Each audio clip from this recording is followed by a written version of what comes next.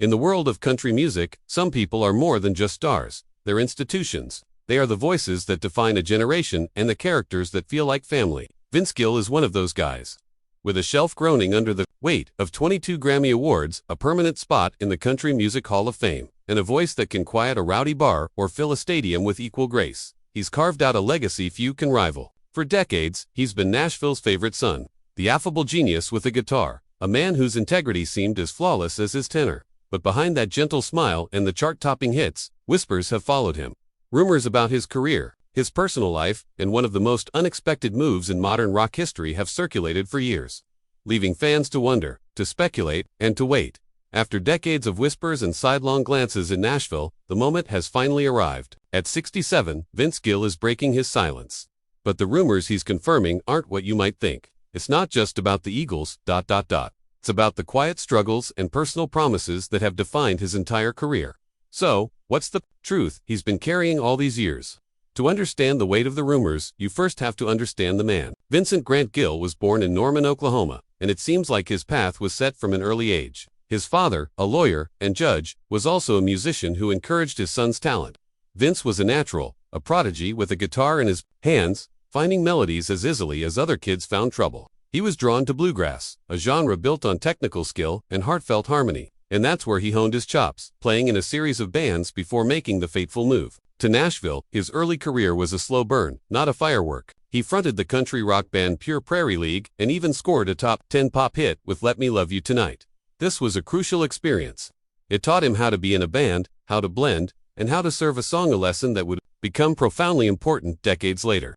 After going solo, he spent years paying his dues on the road. He became a sought-after session musician and songwriter, with his talent recognized by Nashville's inner circle long before he became a household name. He even famously turned down an offer to join Mark Knopfler's band, Dire Straits, choosing, instead, to bet on his own solo career. The 1990s were when everything changed. With the release of his album, When I Call Your Name, Vince Gill became a superstar. The title track, a stunning ballad of heartbreak, earned him his first Grammy.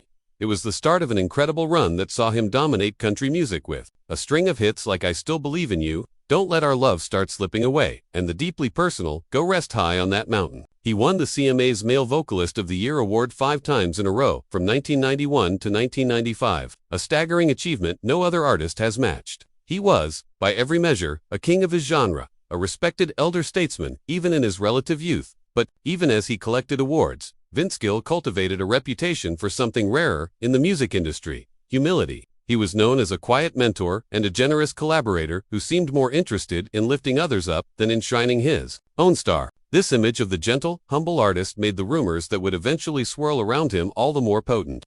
And the truth, when it finally came, all the more revealing.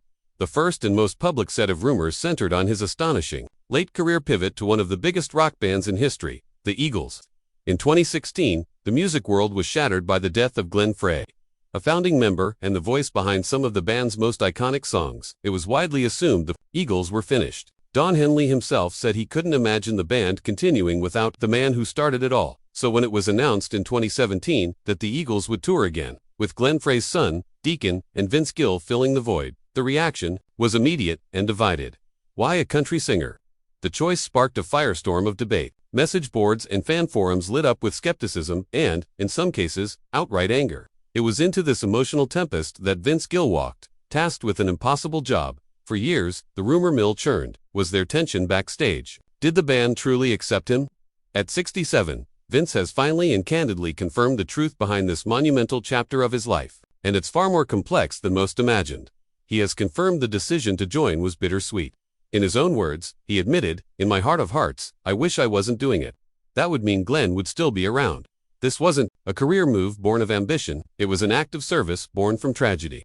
The call came from Don Henley, who confided in Gill that he was the only guy he would have considered for the role. Their friendship had been solidified years earlier when Gill contributed to Henley's solo album, Cass County. When the offer came, Gill's response was immediate: "When do we leave?" But he was acutely aware of the fan backlash.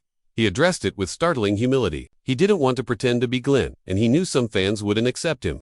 One of the most persistent rumors was why he never performed his own hits during Eagles concerts. Don Henley had even suggested adding Gill's hit Whenever You Come Around to the set list, but Gill refused. He has now confirmed this was entirely his decision, rooted in profound respect. He explained his reasoning to Henley directly. I don't want them to sit in those seats saying, I didn't come here to hear Vince Gill songs. I came here to hear Eagle songs. He saw his role, not as a new star, but as a preserver of a legacy. This attitude is precisely why he was chosen. The greatest compliment, Gill recalls, came from Henley, who, when asked why he picked the country guy, smiled and said, because he knows how to be in a band. Gill understood his job was to support, not dominate, stepping back into a rhythm guitar role. My mindset is all about brevity and restraint. Now, he reflected. The experience, he confirms, has been pretty surreal, and he admits to a certain longing.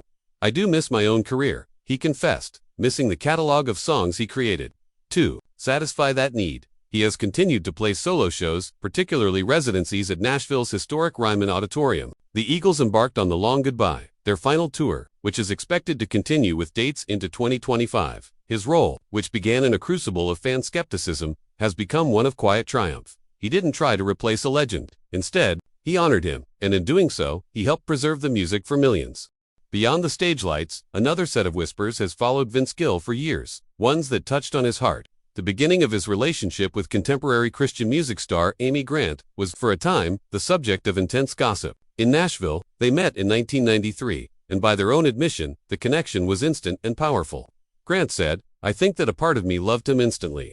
An encounter that inspired Gill to write his hit Whenever You Come Around. The problem was, both were married to other people. Though they maintained a respectful friendship, the energy was palpable. In the years that followed, both of their marriages separately came to an end. When Gill and Grant finally came together and married in 2000, many observers drew their own conclusions, assuming the worst. Gill has been clear on this point, stating they never had an affair and that the talk was painful and incorrect.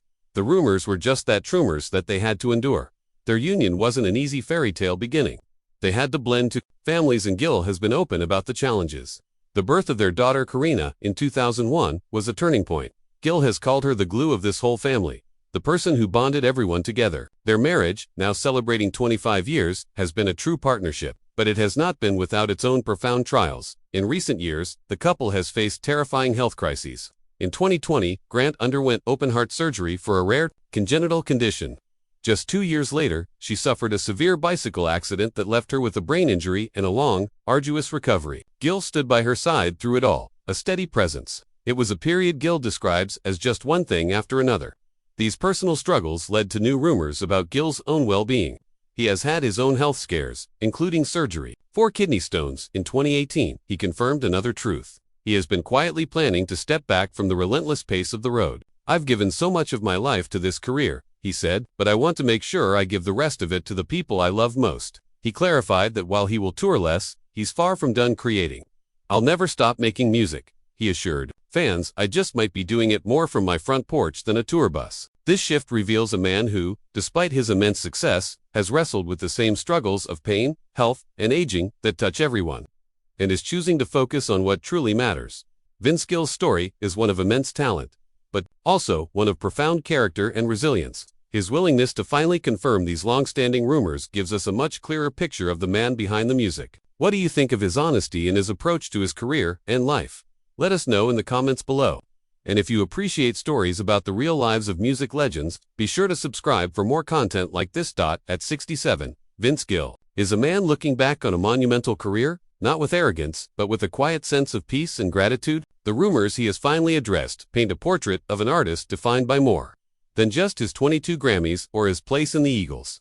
They reveal a man of deep humility, one who understood that stepping into Glenn Frey's shoes was not about replacement, but about reverence. They show a partner who navigated a difficult and scrutinized personal life with a commitment to love, and a man who has faced down his own health struggles with grace. His legacy won't just be the pristine tenor voice or the masterful guitar solos, it will be the character he displayed in the most challenging of circumstances.